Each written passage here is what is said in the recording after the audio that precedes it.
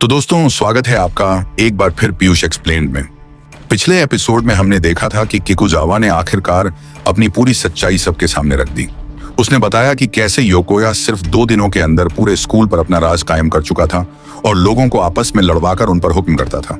उसकी कहानी सुनने के बाद टीम के कई लोग गुस्से से भर गए और उसे गद्दार कहने लगे। कुछ तो उसे सजा देने के लिए भी तैयार हो गए, लेकिन तभी अकियामा बीच में आया और सबको शांत करते हुए बोला कि अगर हम अभी आपस में लड़ने लगे तो यही योकोया की सबसे बड़ी जीत होगी, क्योंकि वह हमेशा चाहता है कि उसके दुश्मन बिना कुछ किए खुद ही बिखर जाएं। अकियामा की बात सुनकर सब धीरे धीरे शांत हो जाते हैं और फैसला लेते हैं कि किकुजावा को एक और मौका दिया जाएगा। साथ ही उसने धोखे से जो भी पैसे कमाए थे उन्हें पूरी टीम में बराबर बांटा जाएगा। किकुजावा भी सिर झुकाकर अपनी गलती मान लेता है और कहता है कि उसने अपनी मर्जी से किसी को धोखा नहीं दिया था, बल्कि वह खुद भी योकोया की चालों का शिकार बन गया था। दूसरी तरफ योकोया दूर बैठा मुस्कुरा रहा था। उसे पूरा भरोसा था कि उसने इस टीम के अंदर शक का जो बीज बोया है वह देर सबेर जरूर फूटेगा। लेकिन अकियामा उसकी इस स्टार को पहले ही समझ चुका था। इसके बाद खेल दोबारा शुरू होता है और इस बार एक 100 मिलियन येन वाले सूटकेस पर शक जताया जाता है। कुछ ही देर में रिजल्ट आता है और पता चलता है कि सूटकेस में सचमुच एक 100 मिलियन येन थे। यह देखकर पूरी डे कंट्री टीम खुशी से झूम उठती है। सभी फुकुनागा की तारीफ करने लगते हैं। जब उससे पूछा जाता है कि उसने इतनी सही चाल कैसे चली, तो वह मुस्कुराकर कहता है कि यह कोई खास प्लानिंग नहीं थी। उसने सिर्फ इतना किया कि योकोया को यह एहसास करा दिया कि अकियामा के अलावा भी इस टीम में ऐसे लोग हैं जो उसकी चालों को समझ सकते हैं। इसी वजह से योकोया के मन में पहली बार थोड़ा सा शक पैदा हुआ। इसके बाद फुकुनागा की अगली बारी आती है। इस बार वह पहले वाली ट्रिक इस्तेमाल नहीं कर सकता था, इसलिए उसे अपने फैसले पर भरोसा करना पड़ा। सभी की सांसें थम जाती हैं, लेकिन जैसे ही सूटकेस खुलता है उसमें फिर से पूरे 100 मिलियन येन निकल आते हैं। लगातार दूसरी जीत मिलने के बाद पहली बार डे कंट्री टीम नाइट कंट्री से आगे निकल जाती है। सभी खुशी से चिल्लाने लगते हैं कि अब जीत हमारी होगी। लेकिन इस पूरे माहौल में सिर्फ एक इंसान खुश नहीं था और वह था अकियामा। वह चुपचाप दूर खड़ा योकोया की टीम को देख रहा था। नाओ उसके पास आकर पूछती है कि आखिर वह इतना परेशान क्यों है, जबकि उनकी टीम पहली बार बढ़त में है।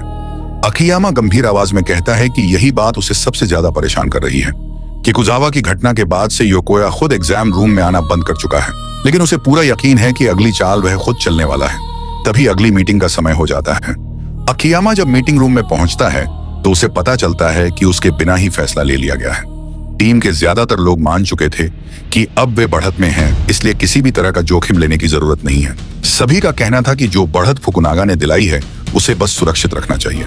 लेकिन अकियामा यह सुनते ही समझ जाता है कि उसकी टीम वही गलती करने जा रही है जिसका इंतजार योकोया शुरू से कर रहा था। आखिरकार कोई भी बड़ी रकम लेकर आगे नहीं जाता और दोनों टीमें सिर्फ पास करती रहती हैं। इसी तरह बिना किसी बड़े बदलाव के पहला दिन खत्म हो जाता है।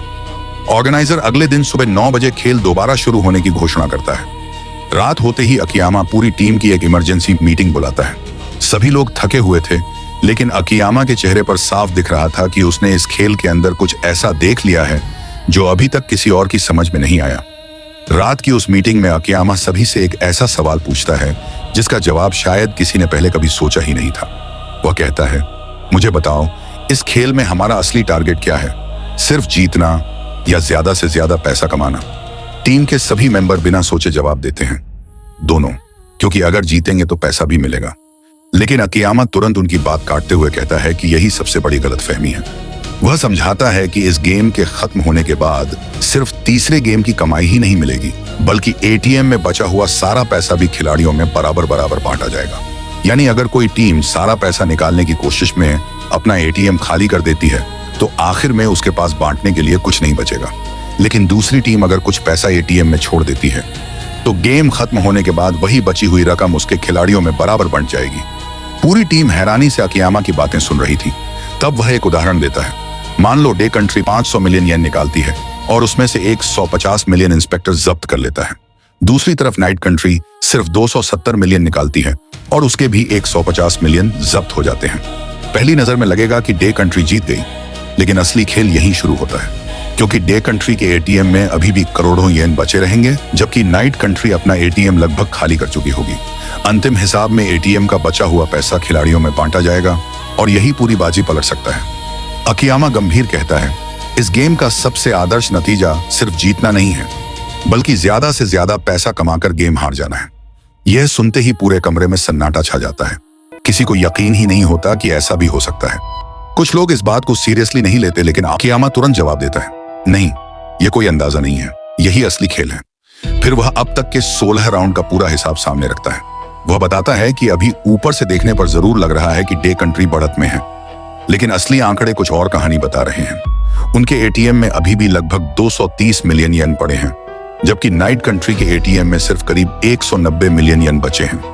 अगर खेल इसी समय खत्म हो जाए तो अंतिम बंटवारे के बाद हो सकता है कि नाइट कंट्री को उनसे ज्यादा फायदा मिले, यानी ऊपर से जीतते हुए दिखने वाली डे कंट्री असल में हार रही है।